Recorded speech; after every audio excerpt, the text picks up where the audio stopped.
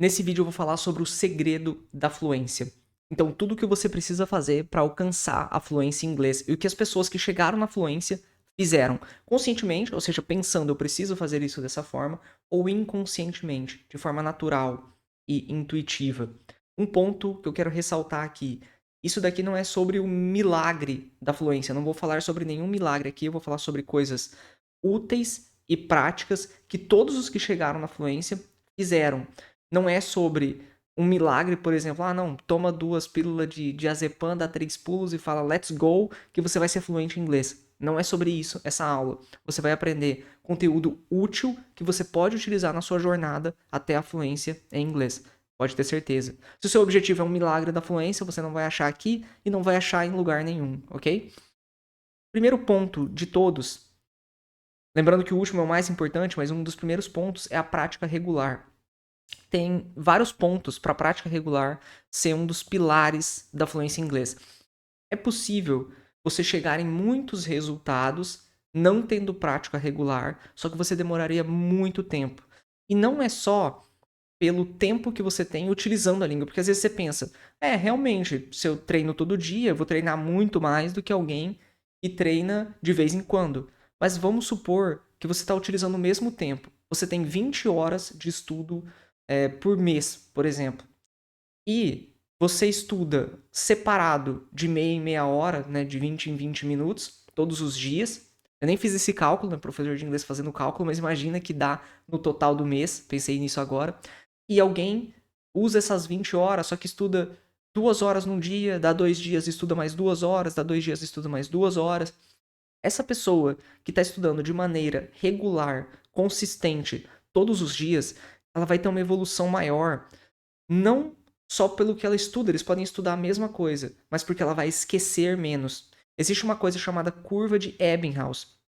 A curva de Ebbinghaus mostra o quanto você esquece nas primeiras 7 horas, nos primeiros 7 dias depois de você aprender uma coisa, nas primeiras 24 horas e depois do espaço de tempo mais ou menos de um mês.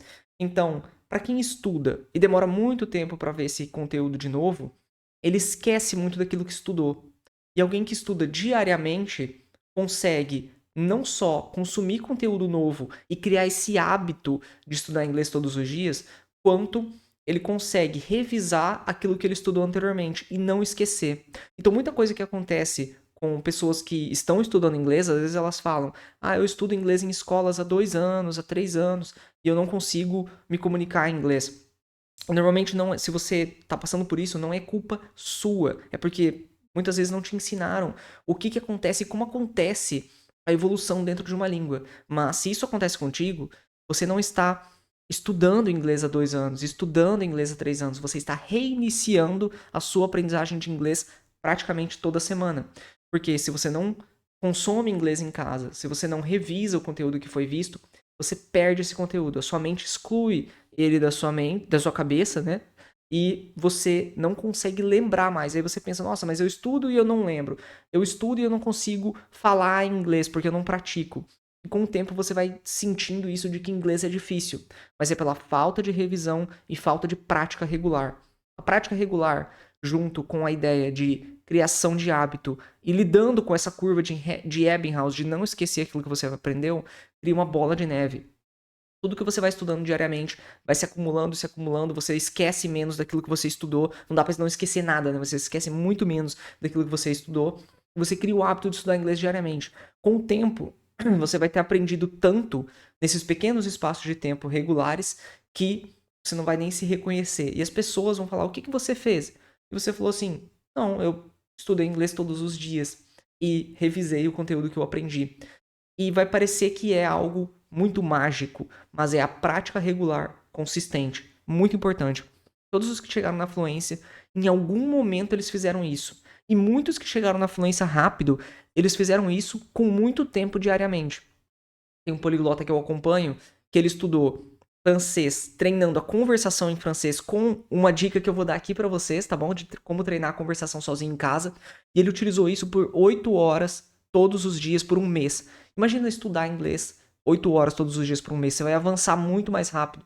Mas foi regular e foi muito tempo.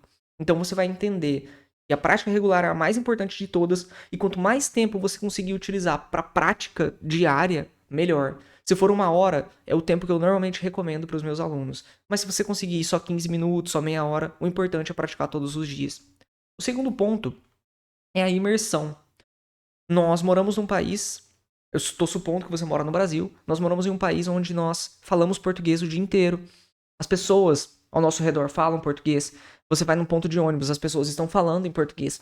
Você vai na rua, as pessoas estão falando em português. Então você não consegue ter uma imersão na língua. E isso não tem problema. Você consegue chegar na fluência tranquilamente aqui no Brasil. Eu mesmo cheguei na fluência aqui no Brasil, já era professor de inglês. Aí sim eu fui para Irlanda, morei um tempo lá, mas eu já era fluente em inglês morando aqui no Brasil. O ponto principal é que a diferença, né? E até mesmo para quem mora no exterior, mas não vou entrar nesse ponto agora, é uma decisão. Você tem que tomar a decisão de eu vou consumir inglês todos os dias, já que você está num país onde as pessoas falam português. Você precisa pensar, eu preciso consumir a língua para que eu consiga internalizar padrões, mensagens, eu consiga compreender mais sobre a língua. E para isso, eu não consigo ir no ponto de ônibus e eu ver as pessoas falando inglês. Então eu preciso escolher vídeos para assistir diariamente, podcasts, assistir filmes e séries em inglês, ler coisas em inglês, me acostumar com a língua diariamente, segundo o ponto 1, com a imersão, que é imergir no idioma. Para isso, você tem que se expor ao máximo a ele. E eu tenho uma checklist gratuita na descrição do vídeo com todo o passo a passo que você precisa fazer para fazer a imersão no inglês e acelerar a sua aprendizagem. Porque mais do que o efeito bola de neve, quando você estuda inglês todos os dias, tem o estudo passivo também, que é tudo aquilo que você vai vendo, às vezes é uma cena de um filme, de uma série que você está ali assistindo, às vezes é um texto que você está lendo em inglês, às vezes é o mesmo Instagram. Se você olha e começa a seguir artistas que você gosta, você começa a ler a legenda, começa a ver os stories que eles postam, começa a assistir os vídeos que eles colocam, e assim você vai estar consumindo inglês diariamente sem ser estudo mesmo. Mas isso faz muita diferença. Então a imersão é algo que, querendo ou não, alguém que chegou na fluência fez de uma forma ou outra. Ele pode ter feito a imersão no inglês focando muito em música, focando muito em filme, podcast, ou focando até mesmo em leitura. Tem pessoas que liam muito em inglês. Então, ele estava imerso no campo de leitura em inglês também. Muito importante fazer a imersão.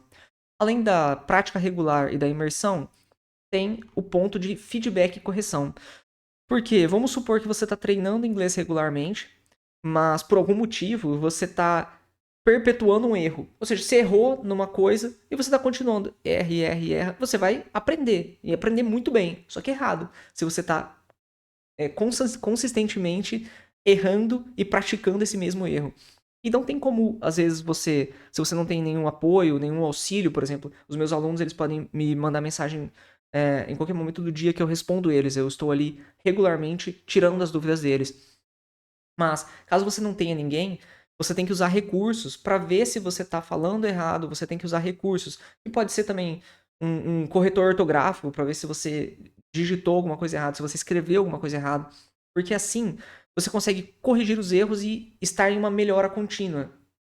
Percebam as crianças quando aprendem português, por exemplo. Não é como se elas cometessem um erro e as pessoas à volta dela falassem que tá ok. Ela fala, não, é assim, é desse jeito. E ela vai corrigindo com o tempo. Em qualquer coisa que você faça, você vai estar aprendendo a dirigir um carro, você vai estar corrigindo também esses erros com o tempo. Feedback e correção é muito importante. Ou seja, você está treinando, você está escrevendo, você está ouvindo inglês, você está falando inglês. É importante que você note quais são os erros que você está cometendo e vá melhorando isso constantemente. Não tem como você chegar na fluência se você não corrigir os erros, ok? Ponto 4. Um pouco do que eu falei já, aprendizado ativo e aprendizado passivo. O ativo, ele é como estudar gramática, estudar vocabulário, muito importante, ok? É importante que tenha o estudo ativo, que você separe um tempo em casa e comece a aprender inglês. Agora, o passivo também é importante, que nem eu falei, através da imersão, absorver o idioma através de filme, de conversas.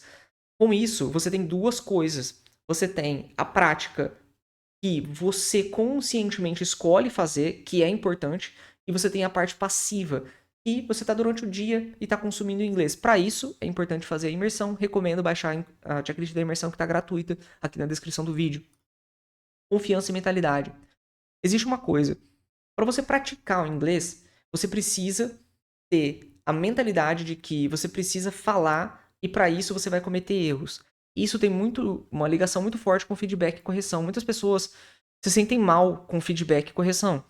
Às vezes porque elas não gostam de errar, ou sentem medo de errar, não tem muita confiança para falar inglês. Mas lembre-se uma coisa, tem uma coisa que se chama o dilema da vergonha. Eu ainda vou fazer um vídeo só sobre isso. Que é o seguinte, muitas pessoas que estão começando a aprender inglês, elas pensam assim, nossa, mas se eu falar e alguém notar o meu sotaque, se alguém falar mal sobre o que eu tô falando, se alguém achar isso estranho e se rirem de mim, são todos esses pensamentos que vão populando a sua cabeça. E você decide, não, eu vou deixar para depois. Eu vou começar a estudar inglês. Quando o meu inglês estiver bom, aí sim eu vou começar a falar inglês. Mas isso é impossível. Você não consegue atingir um resultado sem passar pelo processo. Não é assim, eu só vou pegar no volante de um carro e dirigir o carro quando eu já for um bom motorista. Mas como você vai se tornar um bom motorista se você não chegou a começar a dirigir um carro? Como você vai falar inglês bem se você não está falando inglês? O ponto é, você precisa passar pelo processo. Com o processo, você vai cometer erros. Às vezes, as pessoas podem achar estranha. Às vezes, alguém pode rir de você. Não tem o que fazer. As pessoas que chegaram na fluência tiveram feedback e correção e a mentalidade de que passar por esse processo era essencial. Às vezes, elas fizeram isso conscientemente, assim, eu tenho vergonha, eu não consigo falar inglês, mas eu sei que eu preciso começar a treinar e falar inglês para que eu consiga chegar na fluência. Ou inconscientemente. Tem pessoas que naturalmente gostam de conversar, começaram a tentar, e com o tempo foram se desenvolvendo. Também tem esse ponto. Mas lembrem-se que você não vai esperar ser bom em inglês, ser fluente em inglês para começar a falar inglês. Você vai falar inglês e praticar, e por isso você vai chegar na fluência. Isso é muito importante. A mentalidade de que erro faz parte do processo. O ponto 6 é a prática das 4 habilidades.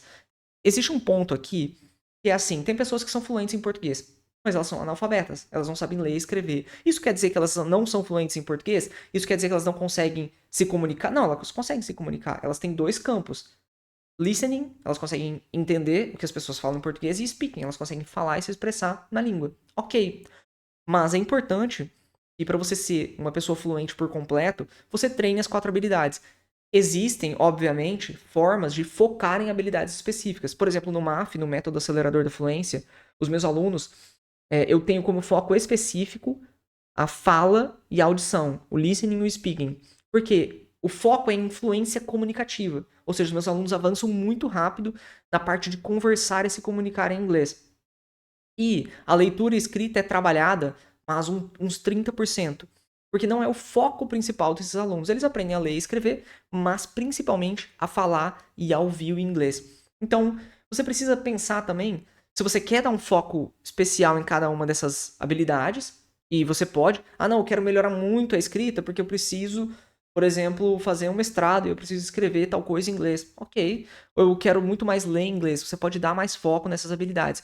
Mas é importante que você entenda essas duas coisas, input e output.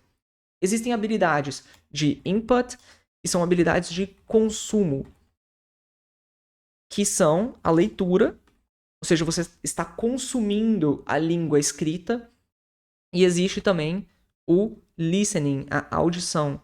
Se você assiste vídeos em inglês, escuta coisas em inglês, você está consumindo a língua falada. E o output, que é a utilização. Eu estou simplificando isso porque você não está estudando para ser um linguista. Então eu estou simplificando de forma didática para que você entenda o que é input e output. Que é a escrita, ou seja, você está utilizando a língua de forma escrita ou utilizando a língua de forma falada, com a fala, com o speaking. Essas habilidades, elas se completam.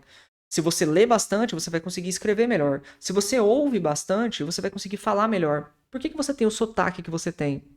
Você nasceu na região específica que você nasceu, você ouviu as pessoas falando daquela forma muitas vezes e você foi repetindo aquilo e internalizando aqueles padrões de aprendizagem. Com o tempo, você foi se acostumando com a forma que você falava, que era igual às outras pessoas que falavam na mesma região que a sua, e por isso você desenvolveu o sotaque que você tem atualmente. Em inglês é a mesma coisa. Quanto mais você escuta o inglês, mais você se acostuma com esses padrões e mais você tem a tendência de repetir eles. Então, se você está no início, é importante que você leia bastante e escute muito inglês. Assim você vai se acostumando com a língua. Com o tempo, é necessário que você faça o output, que você escreva, que você fale utilizando a língua. Por quê? O que acontece com muitas pessoas? Muitas pessoas que são iniciantes querem já começar escrevendo e falando, mas elas não consumiram a língua o suficiente para ter internalizado padrões que são importantes para a utilização da língua. E eles não conseguem. Falam, nossa, mas inglês é muito difícil, eu tento falar e eu não consigo. Mas é porque você não teve um input correto inicialmente. E tem outras pessoas que começam certo. Começam lendo, começam escutando coisas em inglês, elas até se desenvolvem bastante. Mas elas erram no segundo ponto. Elas continuam lendo e escutando inglês, mas nunca praticam o inglês, nunca usam o inglês. E aí elas falam, nossa, eu consigo entender inglês, mas eu não falo.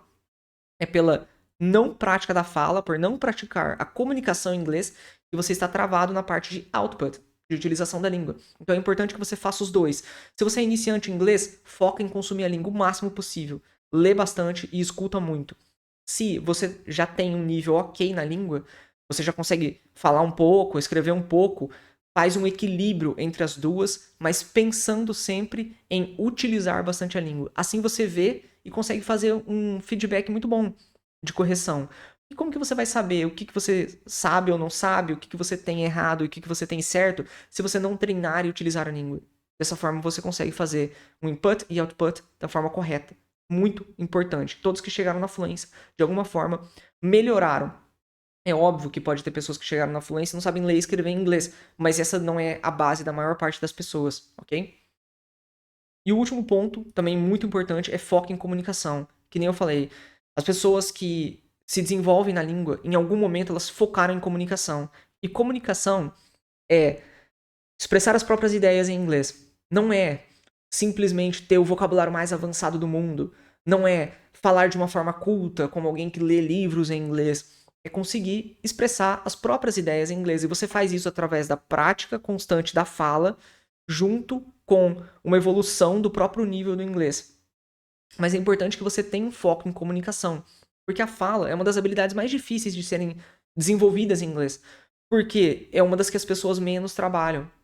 Porque é mais fácil ler e ouvir do que escrever e falar. Mas principalmente falar, porque normalmente quando você fala com outra pessoa e você consegue escrever sozinho. E é por isso que eu também tenho uma técnica que foi utilizada e modelada a partir de técnicas que poliglotas usam, que se chama a técnica 2x1. Eu tenho um vídeo aqui no canal gratuito para você assistir essa técnica e aprender como se utiliza ela em inglês para você treinar a conversação sozinho.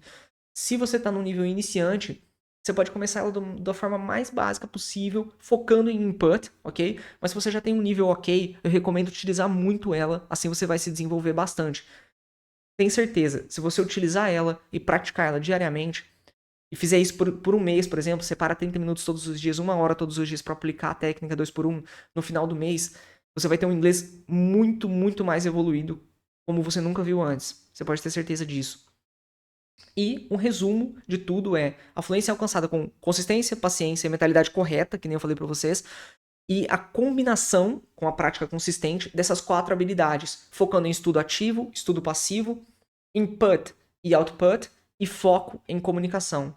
Se você tem interesse em entrar na turma MAF, que é a minha turma, onde eu utilizo durante o ano todos esses pontos que eu falei aqui para você e os alunos se desenvolvem muito na prática comunicativa, envie uma mensagem para mim lá no Instagram, tem aqui na descrição do vídeo, e envia MAF para mim lá no direct. E vejo vocês na próxima aula.